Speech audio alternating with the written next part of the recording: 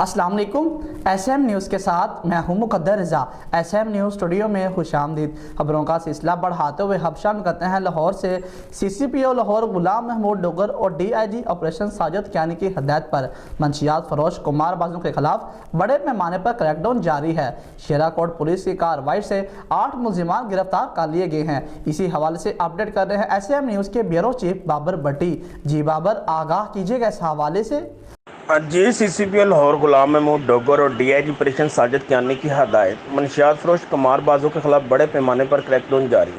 शेरा coat police की कार्रवाई, 8 मुलजमान गिरफ्तार, 3 मंशियात फरोश और 5 कुमारबाज गिरफ्तार। 3 मंशियात फरोश मुश्ताक अली अहमद शाहिद के कब्जा से 2 किलोग्राम से ज़ायद चर्स और 45 लीटर शराब बरामद।